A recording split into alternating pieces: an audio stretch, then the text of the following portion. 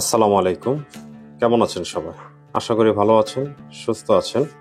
আলহামদুলিল্লাহ, আমরাও ভালো আছি, সুস্থ আছি। আপনাদের জন্য একেবারেই নতুন একটি ভিডিও নিয়ে চলে আসলাম। অনেকদিন ধরে প্ল্যানিং করছিলাম সিলেট যাওয়ার জন্য। সো প্ল্যানিং করতে করতে আমাদের সিলেট যাওয়াটা কনফার্ম হয়ে গেল। ঢাকার মেট্রো স্টেশন ধরে আমরা চলে গেলাম কমলাপুর রেল স্টেশনে। এই ট্রেনে যাওয়ার জন্য আমাদেরকে টিকিট কাটতে হয় প্রায় এক সপ্তাহ আগে। আমাদের টিম মেম্বার ছিল প্রায় 10 জনের মতো। আমাদের গন্তব্য ছিল সিলেট, জাফলং এবং সাদা পাথর। পাশাপাশি আমরা নতুন একটি স্পটও ঘুরেছি, সেটা হচ্ছে ডিবির হাওর। ভিডিওটি দেখতে থাকুন, আশা করি সব ধরনের স্পটগুলি আপনাদেরকে দেখাতে পারবো। আমাদের ট্রেনের টিকিট কাটা হয়েছিল রাত 10টার।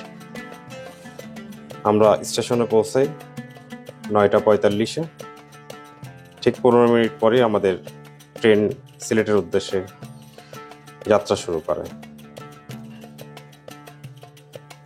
আর এই ট্রেন জার্নিটি আমার এবং আমার মেম্বারদের জন্য একেবারেই নতুন এক অভিজ্ঞতা ছিল।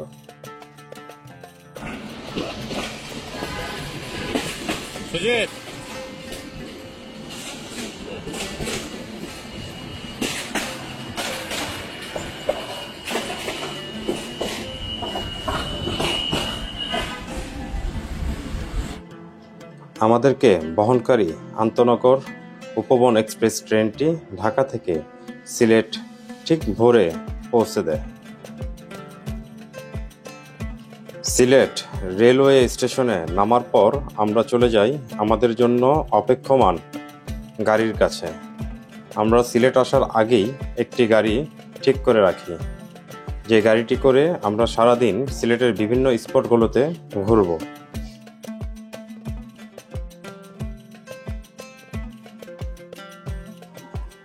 তারপর আমরা গাড়ি করে চলে যাই সিলেটের পানসি রেস্টুরেন্টে, যে রেস্টুরেন্টটিতে ঢাকা থেকে সিলেটে যারাই ঘুরতে আসে সকালের নাস্তা অথবা দুপুরের লাঞ্চ অথবা রাতের ডিনার কোনো একটি করে থাকে।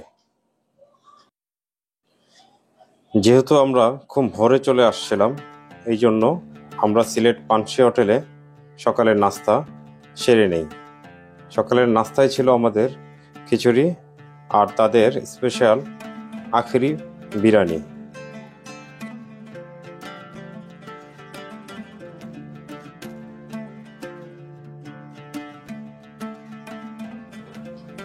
খিচুড়ি আর বিরিয়ানির পর্ব শেষ করে আমরা চুমুক লাগাই সিলেটের অথেন্টিক চা পানসি হোটেলের দুধ চাতে। চাটি আমাদের কাছে খুবই ভালো লেগেছিল। তাছাড়া পানসি হোটেলের পরিবেশটাও ছিল খুবই ভালো।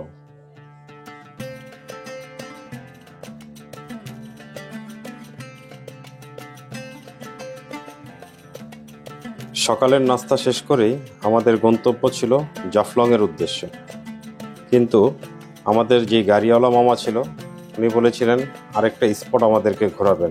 জাফলং যাওয়ার পথেই সেই স্পটটি, চলুন দেখে আসি সেই স্পটটি। আর যাওয়ার পথে ভারতের মেঘালয় পাহাড়, সিলেটের দুই ধারের প্রকৃতি আমাদেরকে মুগ্ধ করেছিল। আর বলে রাখি, আমার ভ্রমণের প্রথম এন্ট্রি আমি এখান থেকেই শুরু করছি। আসসালামু আলাইকুম, সবাইকে স্বাগত জানাচ্ছি একদম ব্র্যান্ড নিউ নতুন ভিডিওতে। আমরা চলে আসছি সিলেট। এখন আছি হচ্ছে আমার ওপারে হচ্ছে মেঘালয়, এই পাশে শাপলা বিল, এটাকে বলা হচ্ছে নিবিড় বিল, নিবিড় শাপলা বিল। আমরা আছি নিবিড় শাপলা বিলে। আমরা সিলেট ট্যুরে আসছি একটা বিশাল গ্রুপ নিয়ে। বিশাল গ্রুপ বলতে হচ্ছে 10 জনের একটা গ্রুপ। তো আমরা এখানে এই সিলেটে 2-3টা স্পটে আসলে ঘুরবো। তো আমরা যেই লেগুনা নিয়েছিলাম সেই মামা আমাদেরকে আজকে একটা নতুন স্পটে নিয়ে আসছে, সেটা হচ্ছে নিবিড় বিল, শাপলা বিল। তো আমাদের আসলে যাওয়ার উদ্দেশ্য ছিল জাফলং। জাফলং থেকে আমরা যাব হচ্ছে সাদা পাথর। তো এই 2টা স্পট আসলে আমাদের ঘোরার কথা ছিল, এখন 2টার জায়গায় 3টা হয়ে যাচ্ছে। ঠিক আছে, তো অনেকদিন পরে আপনাদের সাথে ভিডিও শেয়ার করতে চলে আসলাম। তো আশা করি এই ভিডিওটা খুব মজা হবে, খুব উপভোগময় একটা ভিডিও হবে। তো সাথেই থাকুন ইনশাল্লাহ। আমরা এই সিলেট ট্যুরে কোথায় যাচ্ছি, বা কোথায় খাওয়া দাওয়া করতেছি বা কোথায় কোথায় ঘুরতেছি বা আমাদের এই ট্যুরের যাবতীয় সকল বিষয়গুলো ইনশাআল্লাহ আপনাদের সাথে শেয়ার করব। তো সাথেই থাকুন। আমার এন্ট্রিটা ছিল একেবারেই গরমিলে। আমরা যে স্পটটিতে এসেছিলাম এটি হলো ডিবির হাওর, কিন্তু আমি বারবার বলছিলাম নিবিড় হাওর। আসলে নিবিড় হাওর নয়, এটি হচ্ছে ডিবির হাওর। সিলেটের জৈন্তাপুর এলাকায় এই হাওরটি অবস্থিত। ভারতের মেঘালয় পাহাড় আর এই পাশে বাংলাদেশের ডিবির হাওর। সকালের এক প্রাকৃতিক সৌন্দর্য যেন আমাদেরকে মুগ্ধ করে ফেলে।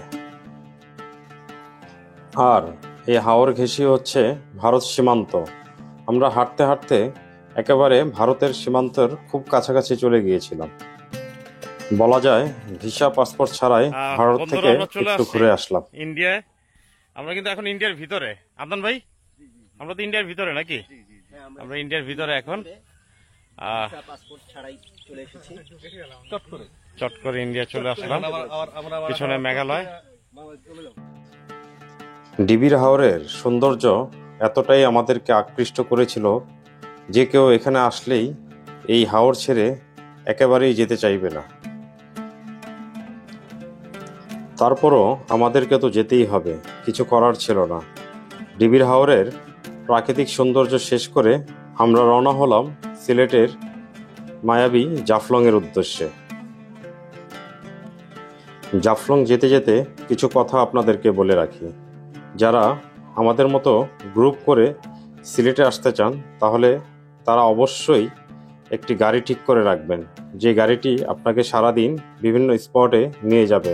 তাতে করে আপনাদের সময় অনেক বেঁচে যাবে আর খুব স্বাচ্ছন্দ্যেই ঘুরে বেড়াতে পারবেন সিলেটের দর্শনীয় পর্যটন স্থানগুলো।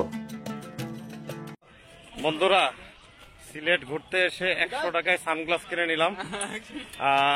এখানে যারা আসছে সবাই আসলে ওই সানগ্লাস কিনতে হুমড়ি খেয়ে পড়ছি, কারণ যে সানগ্লাসগুলো 100 টাকায় কিনতেছে সেগুলো আমাদের নর্মালি যদি ঢাকা থেকে কিনতে যাই 150 থেকে 200 টাকা তো লাগবেই। তো আমি একটা কিনলাম। লিটন ভাই কই কিনছেন? দেখি লিটন ভাই একটা কিনলো। আমরা চলে আসলাম জাফলং। সিঁড়ি বেয়ে নামছি জাফলংয়ের সেই লেকের পথে, ঝর্ণার পথে। নামতে নামতে বাহারি ধরনের ভাসমান দোকানগুলো আমাদেরকে আকৃষ্ট করে।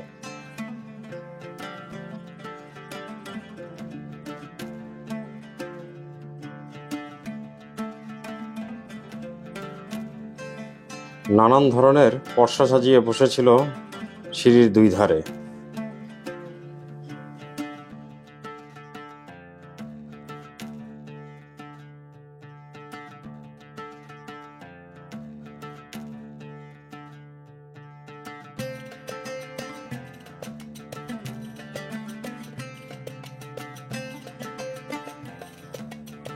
সিঁড়ি দিয়ে নামতে নামতেই দেখা মিলল জাফলংয়ের সৌন্দর্য। সীমান্ত পেরিয়ে ওপারে ভারতের সুউচ্চ পাহাড়, এপাশে জাফলংয়ের সৌন্দর্য, যেন দুটো মিলে একাকার।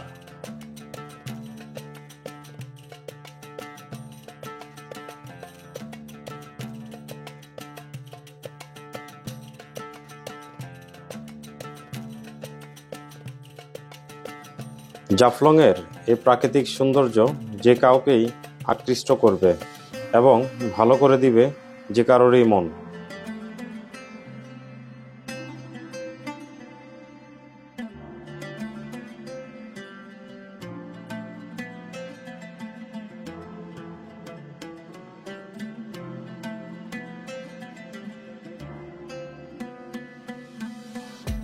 আমরা যেই সময়টাতে জাফলং এসেছি সেই সময়টাতে জাফলংয়ের জলধারায় পানি ছিল অনেক কম, ঝর্ণাতেও পানি ছিল না, তাই আমরা ঝর্ণা দেখতে পারিনি। তারপরও জাফলংয়ের এই সৌন্দর্য আমাদেরকে মুগ্ধ করেছে।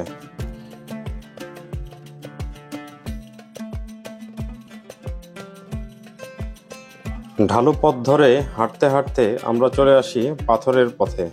পাথরের রাস্তা ধরে হাঁটতে হাঁটতে আমরা জাফলংয়ের লেকের একেবারেই কাছাকাছি চলে আসি। এবং কাছ থেকে উপভোগ করি এই লেকের সৌন্দর্য, সুউচ্চ পাহাড় এবং জাফলংয়ের এই নিদর্শন। লেকের পাশে কিছুটা সময় দেওয়ার পর আমরা ঠিক করি আমরা একটি নৌকায় উঠব। এই জন্য আমরা একটি নৌকা ভাড়া করি। এই নৌকাটি আমাদেরকে কিছুটা পথ ঘুরিয়ে দেখাবে।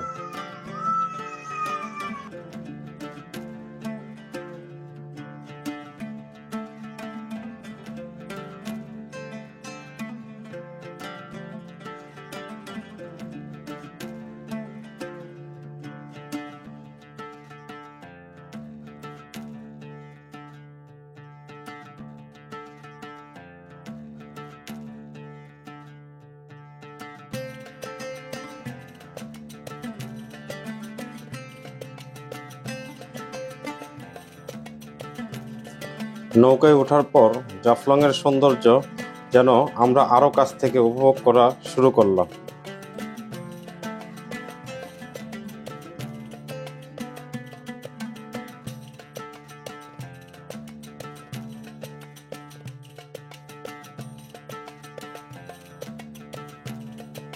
পানির স্রোতে ভেসে ভেসে আমরা নৌকাটিতে করে জাফলংয়ের সৌন্দর্য আরো কাছ থেকে উপভোগ করার চেষ্টা করলাম।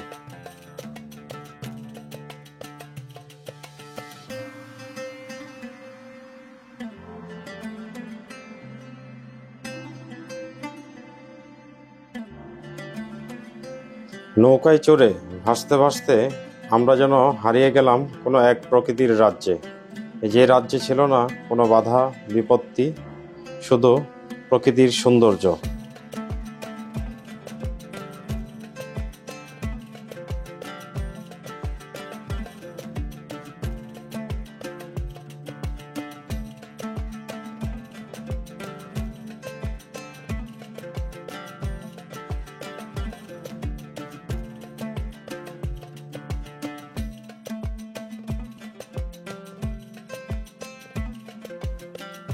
নৌকা ভ্রমণ শেষ করেই আমরা প্রবেশ করি লেকের কাছাকাছি একটি ভাসমান মার্কেটে। সেখানে রকমারি পর্সা সাজিয়ে বসেছিল দোকানিরা। সকল ধরনের ইন্ডিয়ান প্রোডাক্টই এই মার্কেটে পাওয়া যায়।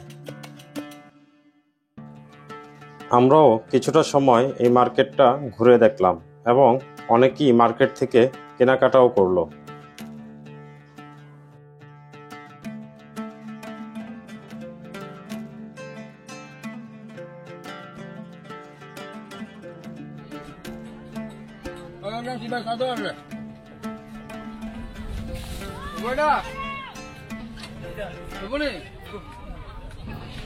চা পাতা,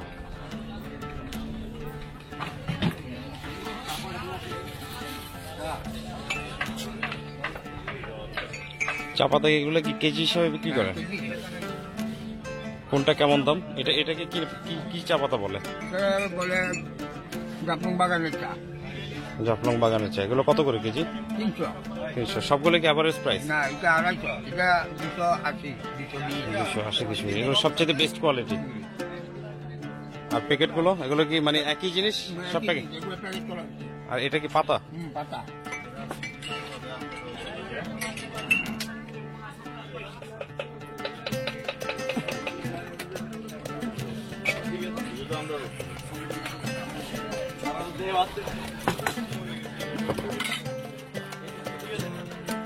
আদা চা না দুধ চা? আচ্ছা, এগুলো সাদা চা।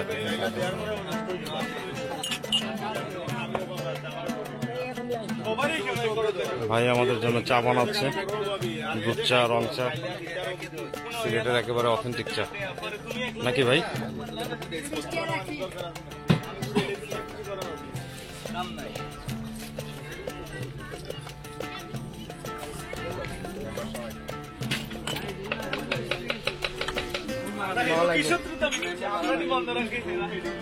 জাফলং লেকের পাশে যে মার্কেটটি ছিল, মার্কেটের পাশে একটি চায়ের দোকানও ছিল।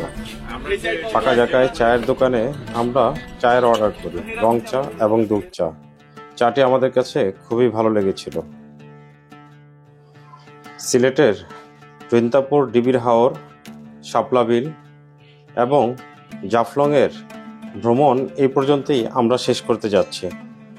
পরবর্তী ভিডিওতে আপনাদেরকে ঘুরিয়ে দেখাবো সিলেটের ভোলাগঞ্জ সাদা পাথর, তার অপরূপ প্রাকৃতিক সৌন্দর্য ভিডিওর মাধ্যমে আপনাদের কাছে তুলে ধরার চেষ্টা করব।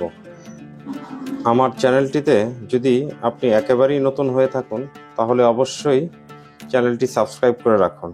পরবর্তী ভিডিওটি দেখার আমন্ত্রণ জানিয়ে আজকের মতো এখানেই বিদায় নিচ্ছি। ইনশাল্লাহ আবারও দেখা হবে নতুন ভিডিওতে। সেই পর্যন্ত ভালো থাকুন, সুস্থ থাকুন। আল্লাহ হাফেজ।